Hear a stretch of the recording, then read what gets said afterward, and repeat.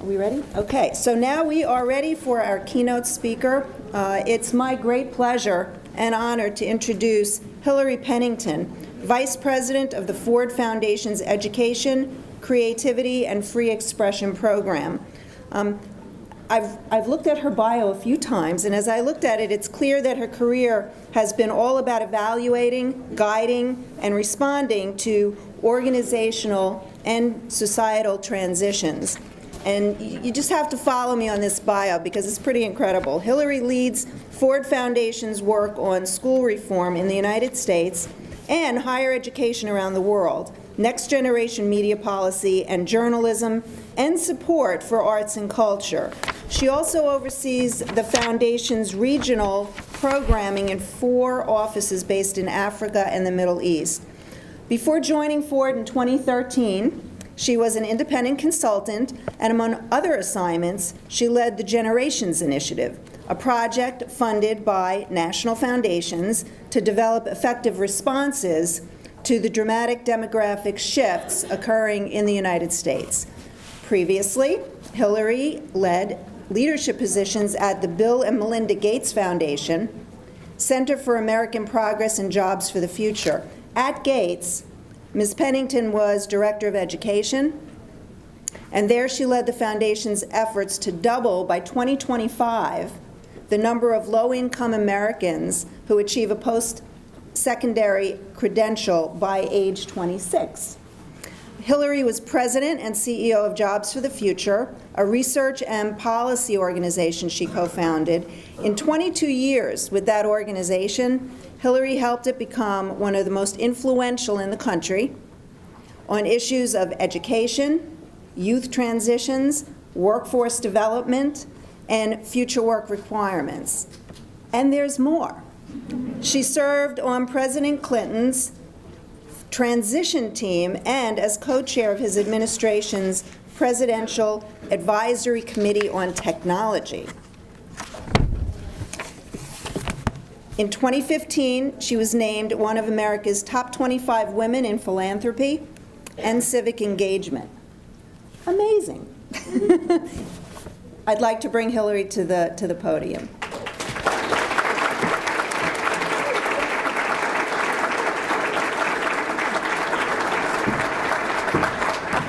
Thank you. That's way more than my bio says, so thank you for that. And it's really a great pleasure to be here. I was in the back. I got to hear that fabulous panel. And I have to say, it makes me feel a little schizo to be here because I did spend 25 years of my life on the fundraising side of the table, just with all of the kinds of issues that you all are experiencing. And I've been in the foundation world for about 8 years.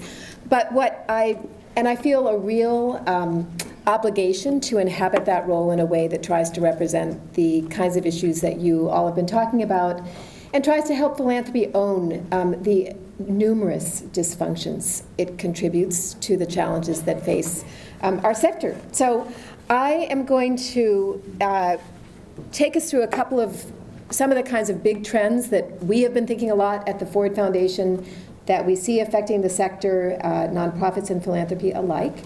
And then I want to spend the majority of my time, though, talking about what we as One Foundation are doing in response to that, and hopefully do that as a way that will be a catalyst for candid conversation and, provoke some thinking and some reaction and hopefully some honest feedback to us. So, as you all have been talking about through the course of this conference, it's a challenging time, and I think it's a time in which nonprofits are being expected to be better at doing more things than ever before. You need to be up on equity, technology, shared leadership, new business models, social media, constituent feedback, a rapidly changing regulatory environment, all with inadequate support for your basic core operating supports and needs. So let's start with just some of the big trends that are out there that affect all of us. And I want to talk about some of the challenges and opportunities that they create, but then to sketch out, as I said, a little bit more about how the Ford Foundation is responding. So of the big trends that we see affecting philanthropy, and you all talked about them in the panel that we just had, The first I would call out that we, as you know, are thinking a lot about at Ford is the growing inequality, the growing extreme inequality in our world and in our country.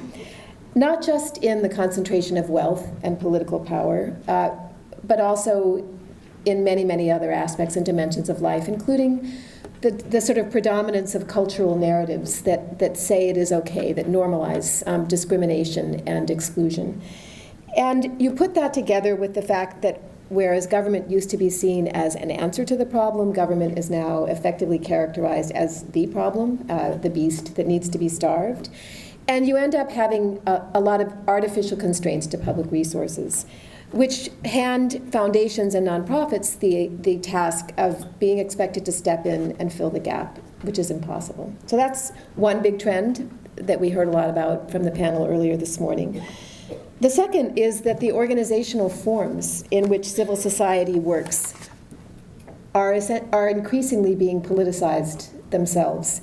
And if you think about what we've seen in terms of the congressional and public scrutiny of the effectiveness of the IRS's oversight of nonprofit organizations, you look at New York's new nonprofit revitalization law, which has numerous and onerous requirements that are barriers to entry for many smaller kinds of organizations.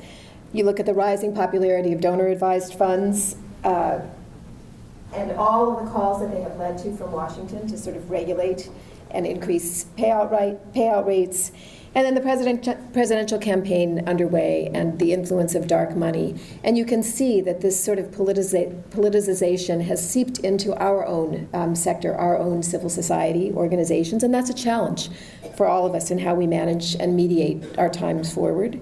Third out of 5 challenge, trust in all established institutions continues to erode across the board, including our own. Fourth, constituents now have platforms that turbocharge their ability to speak truth to power. This is a positive trend.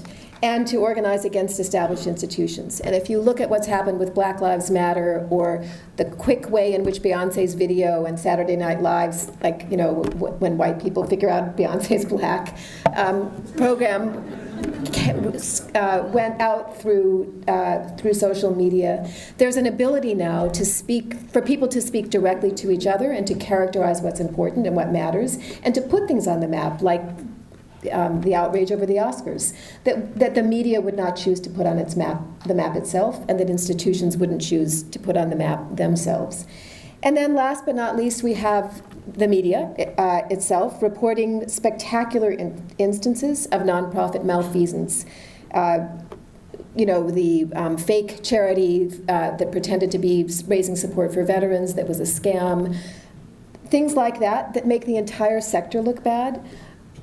But we, foundations and nonprofits together, are doing a bad job of telling our own story. So you take those big trends and you put them all together, and you have a lot of turmoil in the environment in which we all work. The regulatory environment, which you've talked about here today, is changing in the context of a lot of public scrutiny. But this is really a problem because people don't understand what we do. They don't understand how we're funded. They don't understand what it takes to do our work and to do that work well. And they don't, as Tim Delaney likes to point out, and I think David was saying on the panel, they basic things about how the work of nonprofits are supported are not well understood. The fact that of total nonprofit revenue, not just contributed revenue, government does in fact account. Government contracts now account for 1/3 of that revenue, and philanthropy, private foundations account for only 2%. So we have a big job to do to tell our story better. We have leadership challenges. We know that there are a number of impending retirements before us in many, many, many nonprofit organizations. And at the same time, to be honest, too many people of my age, baby boomers, who are staying too long and not moving out to make room for young people and the rising generation of new leadership. And that's a challenge for our sector.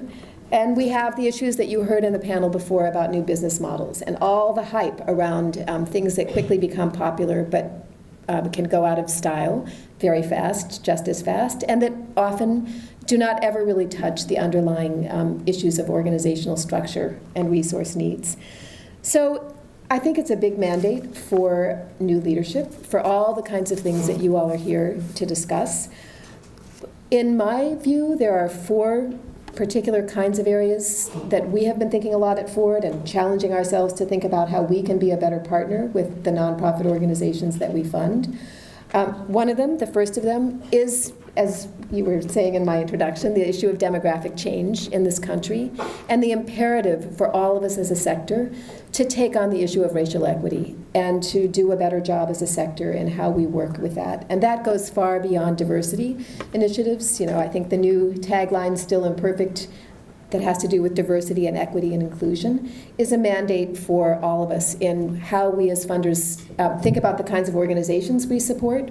I think, Sandra, you were saying earlier in the panel, if you're still here, the inequities in arts funding and how small organizations and organizations that are run by people of color get way, way, way less funding than the big organizations. So that's a big issue for foundations, and it's a big issue for the sector. The second that we are trying to support a lot is to move away from the infatuation with the idea of the one solo charismatic leader. If you look at many nonprofits, the moment when they are most at risk is when the founding leader or a well-established single leader retires or moves on. And there are all kinds of models now springing up across the sector, particularly in social movement networks and social movement organizations, of a much more distributed form of leadership, where you will see 2 or 3 or 4 people as a leadership team of an organization. And that, I think, is a very promising trend that we need to understand and support better. Third, there are new forms of collaboration and things that used to be seen as really taboo and to be avoided at all costs. And again, we heard about some of this on the panel. Things like collaborations, like joint ventures, like sometimes intentional and careful mergers are things that we should all be exploring with much more open eyes than we do now. And there are some beginning funds that are beginning to look at that and provide capital to nonprofits for exploring that kind of planning and exploring those kinds of partnerships. And I think that's a very promising sign. Fourth, the need to just embrace greater feedback, all of us. We live in such a metrics-driven culture, and we live in an outcomes-driven culture. That's not only a bad thing. But we don't do nearly enough job, we especially as foundations don't do nearly enough job asking the people whose lives we hope to change, the people we seek to serve, for their own direct feedback.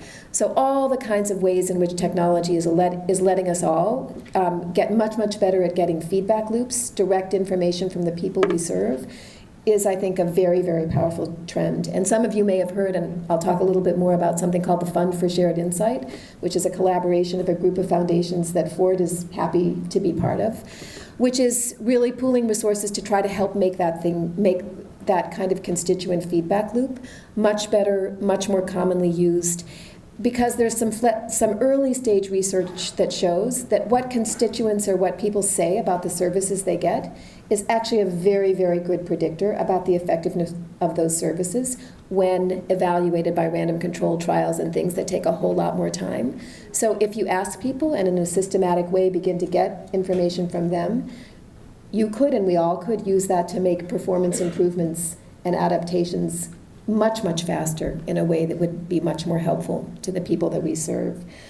So those are all good things. The big one that I want to talk the most about and share with you a little bit about how Ford is thinking is this fledgling funder interest, surprise and finally, in talking more about general operating support and in talking more about what it means to fully fund the indirect costs that organizations have, rather than pretending that they don't have them, they shouldn't have them.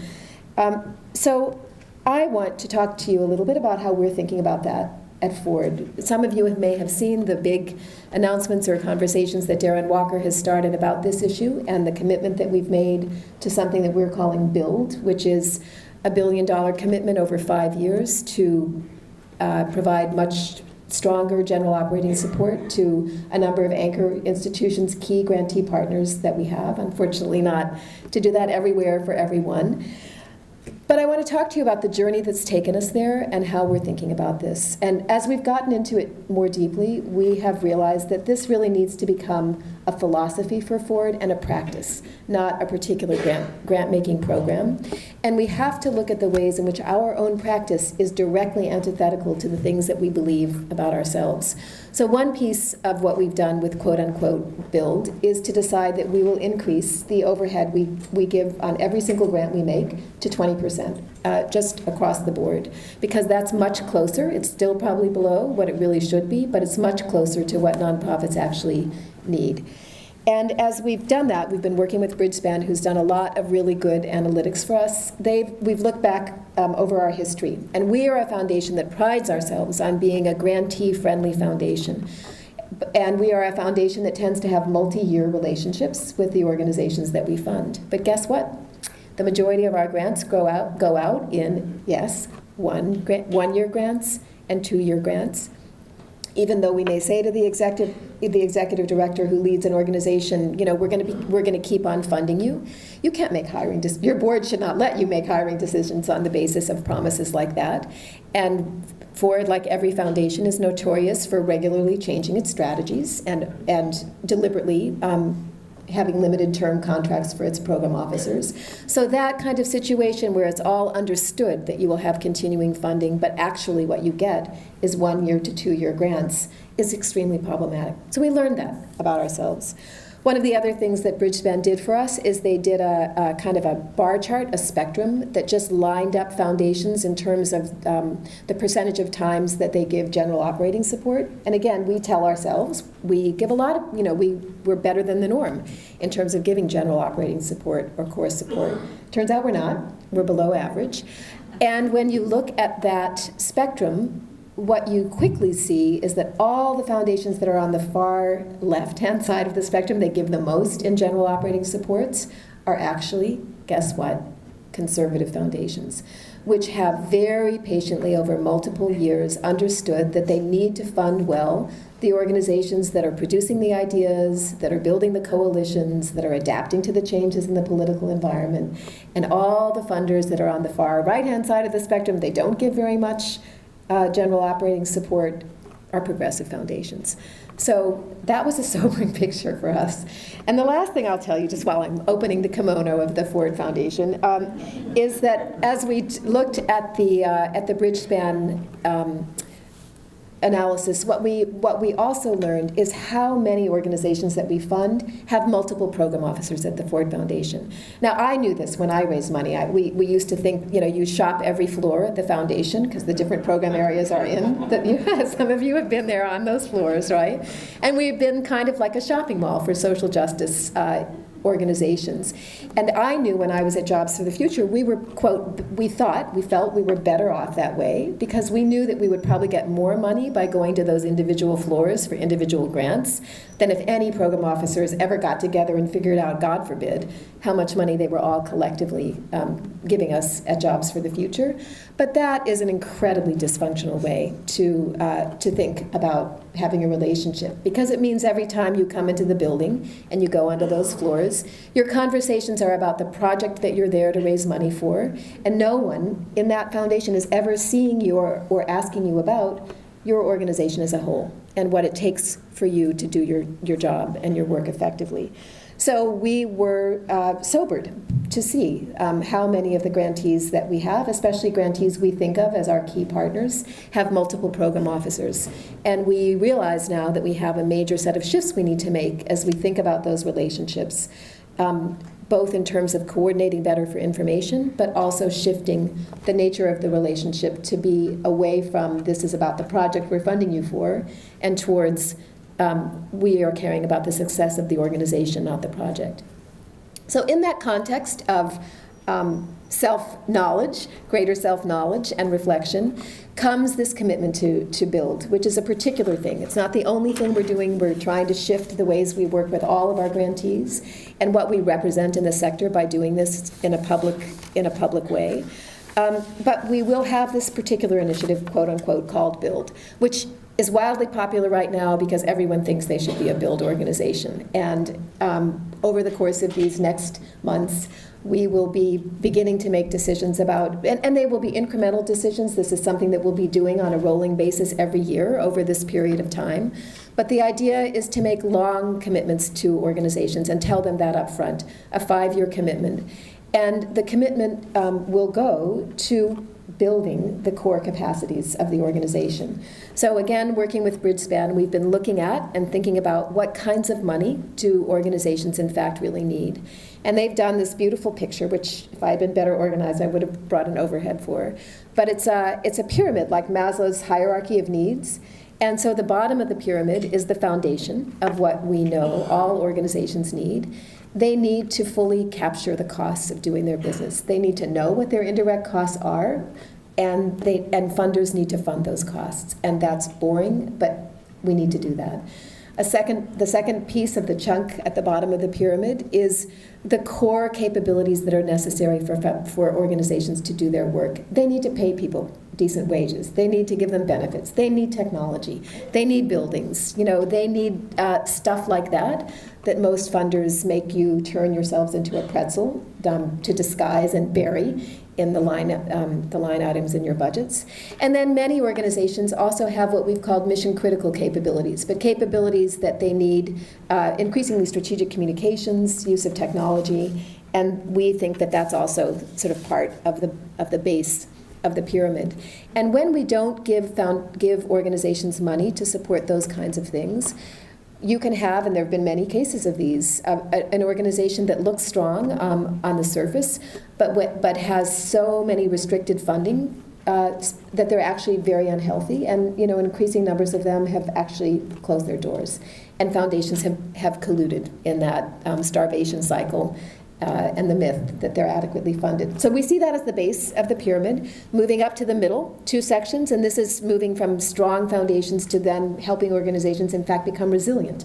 And there, that is things like reserves, it's things like having enough resources that you control so that when you see an opportunity happening or there's something that it would be important to get on and work on, but funders haven't figured that out yet, you could decide to self-finance your ability to move in a new direction. And then at the very, very top of the triangle is what we've called rocket fuel. And that's the rare kind of capital for organizations that are really ready to scale in their reach and their impact. And the bad thing that has happened over the course of these recent years is that we've all become infatuated with rocket fuel, scale, impact.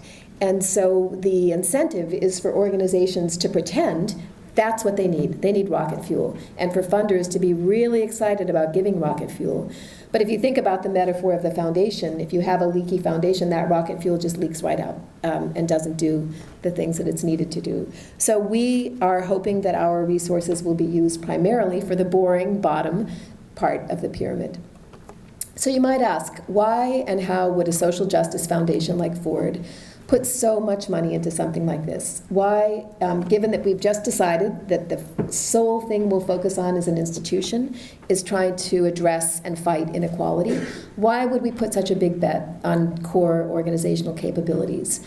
And for us, we've thought a lot about that.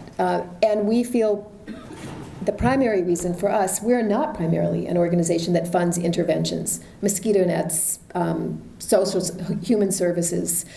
We work on social justice issues, which means we work on the underlying structures and practices and beliefs that keep discrimination and exclusion in place. So we have talked with our board about what we think it means to change that. And we know it means for us, we have to work on things like the rules of the game. We don't fund financial literacy, we worry about predatory lending practices.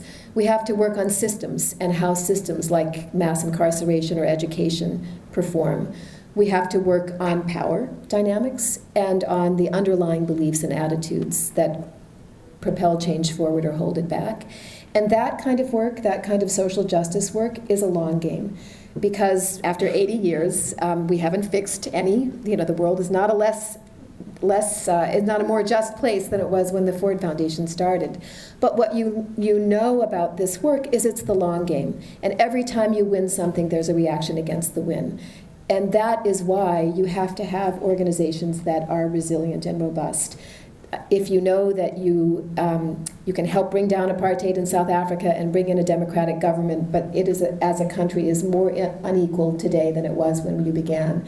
If you were a foundation that worked in the civil rights movement or the women's movement, and you have Ferguson and what's happening to Planned Parenthood today, the nature of that work is work that is the long game. So our theory of change, which we just explained to the board last week, is that the organizations that we work with have to be equipped to play that long game. And if they have improved capabilities of the boring kind that we just talked about to do their basic work, then they will be more resilient and they will be better able to adapt to change. And if they are more resilient and they're better able to adapt to change, then they will be more effective at whatever it is their mission calls them to be. Their campaigns, their strategies, their interventions. And if they are more effective at their missions, then we, as a foundation, will be more successful in reaching our goal. So that's the reason that we're putting the kind of resource into Build that we are. It's going to cause us to make a lot of changes institutionally. Our biggest temptation will be to want to do it on the cheap, will be to want to pretend that we can actually give kind of just a little money to a lot of organizations and they will magically get better and stronger. And the deeper we get into it, the more we realize that that's actually not how we'll make our best impact. So this will be hard. It will be hard for us, and it will be hard for a lot of our grantees, and we're really, really aware of what it means to make some stronger when you know grantees all function together in an ecosystem, and that ecosystem is complex. But what we're going to try to do, best as we possibly can, is be really thoughtful, particularly about the first cohort of organizations that we work with. We're looking a lot at kinds of organizations that punch above their weight in terms of being really collaborative with others in their field, the kinds of organizations that disproportionately tend to grow up leaders who leave them and go out and lead in other kinds of organizations, who pull together well with their peers. And to try to be aware with the rest of our grant making, because not all of our resources will go into Build, what else we can do to strengthen a stronger ecosystem of organizations, and to treat every organization, as I said at the beginning, in a more quote-unquote Build-like way. And then we are going to try to make very public and transparent from the beginning our learning agenda, our research agenda, to try to raise up the questions that we have that we'll be learning about, because these won't always be successful. Sometimes we'll invest a large amount of money in an organization and it will fail. And we have to be okay with that. We're not trying to cherry pick organizations as we do this work. And we need to contribute to a research base that will help us all answer better some very, very basic questions. You know, when I was at Jobs for the Future, I remember I tried to benchmark our overhead rate against similar kinds of organizations like the one we were, and I literally couldn't do that. We all spent so much time pretending to ourselves and each other that we didn't have overhead, that we didn't even have a way of having that kind of a conversation. So we know as a sector remarkably little. You know, it's the dream of every executive director to get general operating support, but we know almost nothing about what kind of support delivered to cover what kinds of things at what stage in an organization's life cycle is actually associated with that organization becoming stronger, more durable, and more effective. And oh, by the way, how do we even measure or talk about those things? So we're going to try to be very transparent about learning. We are going to try as much as we possibly can to interest other funders in this kind of work, which will be absolutely necessary for the Build organizations as we begin the work in relationships with them, but hopefully more broadly. So I'm going to stop there. That's been a lot of detail about the Ford Foundation, but I mainly share it to try to show you one foundation's path and journey as it begins to try to take more responsibility for its role in the games we all play with each other, which hold us back from having the kind of change that we seek to have in the world. And I really look forward to the questions and answers, and hopefully to getting some honest feedback from you, because it's complicated. Thank you. Have a seat right there. And now I'd like to call Jack Krauskopf, the distinguished lecturer and Dean of the Center for Nonprofit Strategy and Management right here at Baruch. And Jack will take questions. So, we have cards? Okay. So I guess maybe I'll get you started. Get us started. Yeah, is this a unique effort that Ford is making, or as you look around and think about what you're planning to do and starting to do, are there models out there that other foundations are either trying or have tried that you're being informed from? I'm asking whether there are other models that Ms. Pennington has looked at, or that Ford has looked at as it embarks on this build approach to general operating support. Are there other foundations that they've been informed by or learned from that either have or are now doing something similar? That's such a great question, thank you. There are lots of organizations, lots of other foundations that do this. We are not the first, and we have a lot to learn from others. Often small foundations and regional foundations do this a lot better than big national foundations like Ford. You look at what Clara Miller's doing at Heron, which is a particular kind of thing, or what Edna McConnell Clark has been doing, but Packard, Hewlett, there are a number of foundations that do general operating support or try to support organizations as they make particular moments of transition. So there are many, many, many, and we want to learn with them and hopefully convene ourselves to share learning with each other.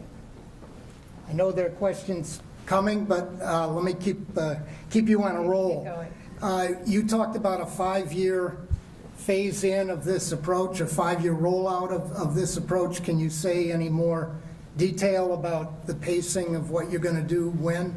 Yeah, well, that's a great question too. I think we already are in the midst of trying to figure out what does it mean to change your overhead rate to 20% in one fell swoop. So how do we communicate that to grantees and help make that work? We are in the process. Each of our regional offices, there are 10 around the world, and then we do half of our grant making, more than half in the United States, and the thematic areas that the foundation organizes its program work in, they are all in the process of developing what their grant-making strategies will be under this new sort of rubric of inequality. And we will be through that cycle by the end of April. So the first approaches to organizations will come in the spring. And the first round will be through a series of conversations and will probably be organizations we work with pretty closely already. And then there will be many successive rounds after that. Here's a question, obviously, from a funder in the audience, which is, as a foundation, how do we get involved with the build plan?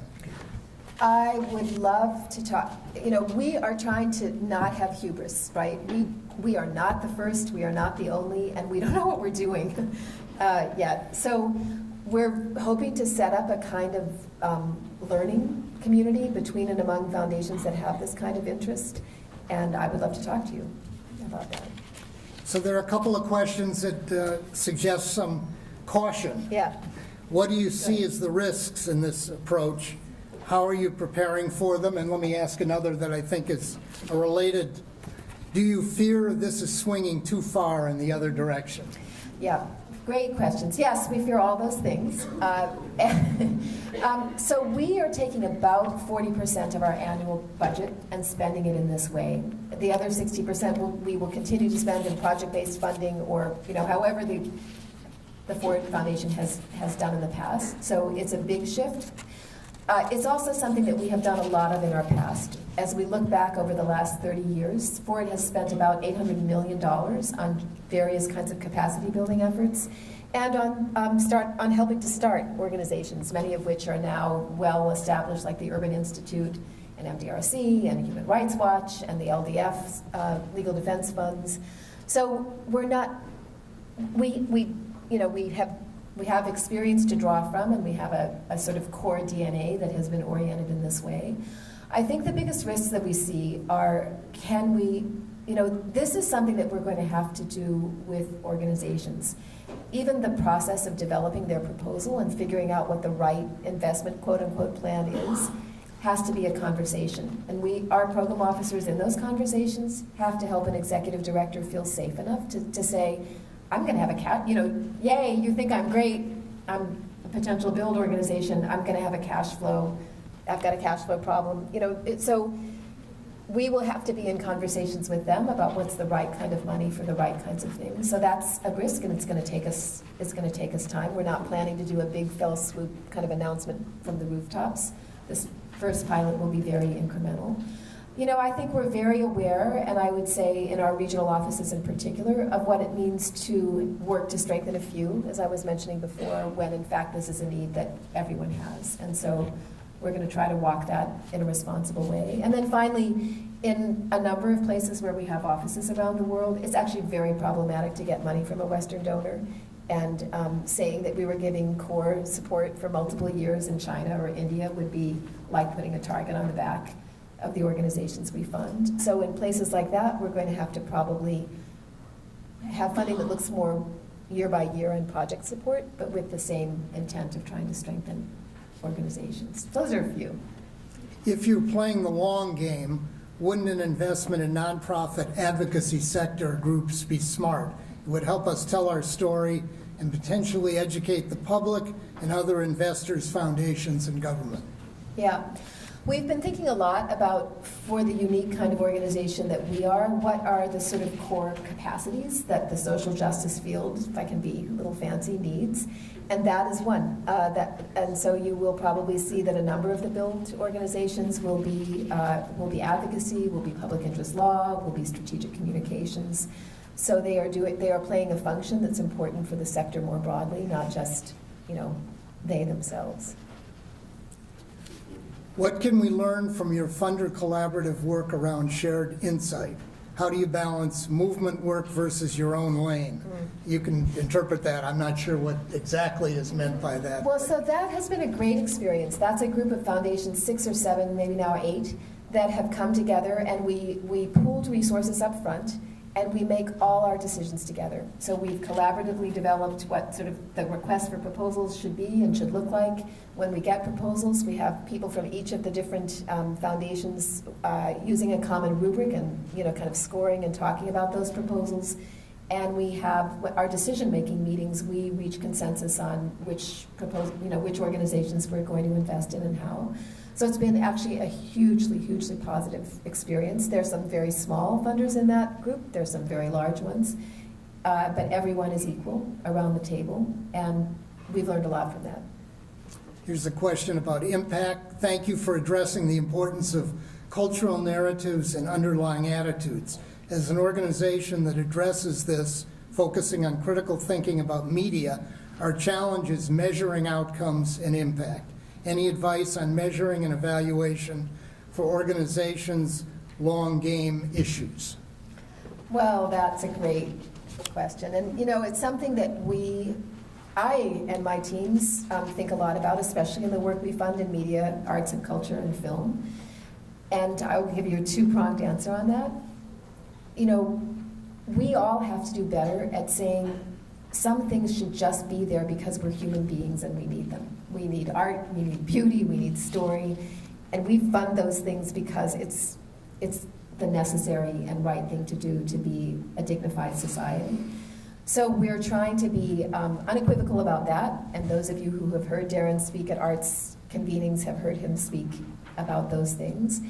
That being so, our interest, given the focus and shift to inequality, is what does it mean for inequality if certain groups of people or certain cultures are systematically represented in disrespectful ways? If people are denigrated in how their culture is represented, then it is easy to marginalize them. It is easy to blame them. It is easy to scapegoat them. So we are trying to shift to a much greater attention to the tellers, the people, the stories from groups that tend to be marginalized and excluded, and then asking the question about what is the infrastructure that's necessary to support that kind of telling and those kinds of tellers. So there will be things that we can measure from that are not about, and that gets you a little bit to size and to diversity of audience, to intensity of experience of the thing, but we have big fights between our journalism people and our film people because they're really, really different, and our arts people because they're very, very different kinds of fields where measurement is fraught. Let me just leave it at that. So I think this is a follow-up to what you just said. Will Native American organizations led by people of color be represented in the chosen ones, quote unquote, for build in an equitable way? Okay, so there you go. That's the biggest risk right there. We will be we are trying as hard as we can not to have build be. We take every single possible identity and map how we put the funding out in that way. What we have to hold ourselves accountable, and actually part of what we're trying to do at Ford right now is to, we have been one of the primary funders, I think, of almost every identity-based either affinity group or arts organization or political groups. And in some ways, we feel we have contributed to a fragmenting that, and so we're interested and curious about how to think about identity in more complex ways and how to organize in more intersectional ways around issues of identity. So that's something that we're going to have, given that we feel that that's very important for our work going forward and for the kind of social justice fights we are all in, the divide and conquer that we are up against. That's something that we have to figure out as we go along. So what I can say is that there will be very, very diverse organizations represented in everything we fund, not just in build. But I can't sort of say what the particular ways that will play out will be. It's a hard question for us. Ageism is being experienced by both the incoming and outgoing generations. Any ideas on fostering intergenerational capacity building the sector? Huge issue, huge opportunity. Not something that Ford has worked on very directly, but something I've thought a lot about in various previous roles. And I think we can't get to where we need to get unless we figure out those kinds of intergenerational collaborations and the ability to build on the knowledge and assets of each of the generations. And we can't be naive about how different they are. You know, the generation in the United States that's 65 and older is disproportionately, I think, 80% white. And the generation that's rising, as we all know, 20 and younger, will be majority minority. So there will be all kinds of interesting opportunities for learning and intergenerational exchange and all kinds of ways that could go wrong as well. Here's something from an organization that sounds like they're earlier in their development. What if what you want to do is an idea and you know you can do it? If you have no funds, how can you get started? How are you successful with one type of service and how to expand? Oh. I don't have a good answer for that. You know, and foundations like Ford are actually pretty bad at that because we're bad at helping things that are really small and incipient start well. So I think I would say partly look for regional funders, look for more local funders. Think about all the kinds of things that are out there now that are alternative ways. I don't know the size of your idea or what it would cost to execute on it, but you know, things like Kickstarter are also ways now that we didn't have before to start to raise resources. And then be engaged in things like this, networks of people that are from all different kinds of organizations and sizes, both nonprofits and funders, are a huge asset when you're starting out an idea. Again, a kind of an impact question. How long should successful, quote, long game be? When do you know something about impact, results, et cetera, of your efforts? You know, we're an 80-year-old foundation, and as I said at the beginning, we have not really solved any issue that we have worked on. So that's a hard and a challenging question. We are just setting up our very first office of, quote, strategy and learning. It doesn't have the word evaluation in it. And we're going to be trying to be a lot more systematic in how we ask and track and answer those questions. But, you know, and as we are working on the different grant-making strategies, we're thinking that each of them has to be thinking of itself in a 10-year at least kind of a window. But there are things that you can hope to see that are interim and short-term indicators, and each of our teams is working on what we think that those might be, and how to right-size our level of ambition with what are actually very, very modest resources. So this is the second part of the question you answered earlier about whether you're swinging too far in build. What about the rationale that made Ford focus on program funding before? Yeah. Well, these are the things that keep me up at night. So, okay. I worked at the Gates Foundation, and before I was at Ford, I worked there for 5.5 years, and I've been at Ford for 2.5 years. I would say that in general, one of the characteristics of quote-unquote strategic philanthropy is that you have to have focus. Gates is maniacal about this. Ford is a little bit more open. But if you have focus, meaning focus, you have no peripheral vision, you just see forward in a tunnel, then it's very, very hard to, you tend to fund in a more project-oriented way because you tend to think of your grants, and people use the word treating the grant like a contract. You think of the grant as what it can do for your very focused strategy, which has very concrete outcomes that you are going to measure. We are trying not to think that way. We are understanding that we're working on big and complex things that take a long time, that take ecosystems of organizations. How do you hold in your mind, you're not just funding one organization, but you're helping the organizations that you fund relate to each other, situate themselves in a broader ecosystem, some of which you won't always fund. So we're trying to take a more nuanced look and approach and still hold ourselves accountable for not just doing kind of belief-based philanthropy, which would be a caricature of the opposite end of that spectrum, and something which I think has been true sometimes in Ford's past. So that was the last question. I'm getting the end sign.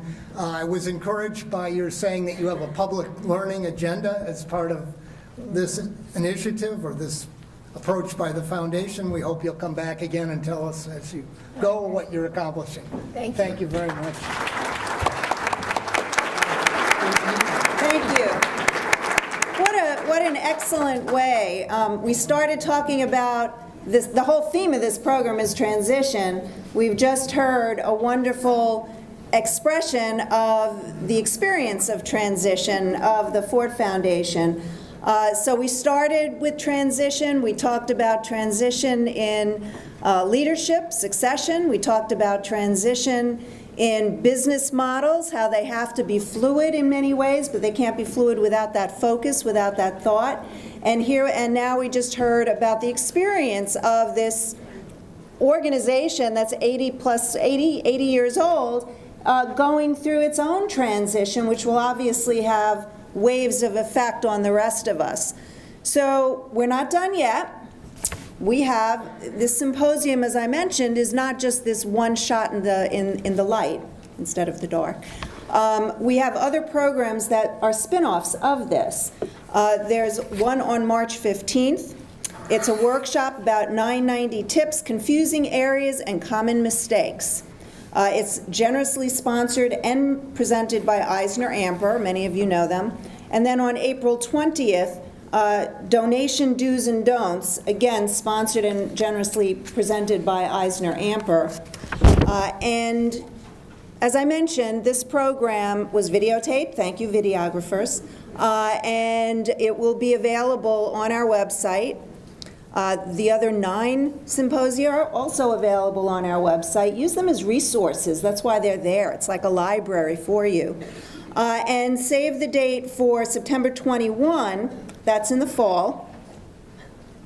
Duh. All right, that's in the fall. And it's sponsored and presented by Fiscal Management Associates, and that program is going to focus on how to achieve operational success. So now it's up to you to evaluate what you just heard. There are evaluation forms in your kits. Please use them. Give them back to us. And I really hope that this has been a great experience for you this morning. Our speakers gave it their all. I want to thank them, and I want to thank all of you for being here. See you again soon.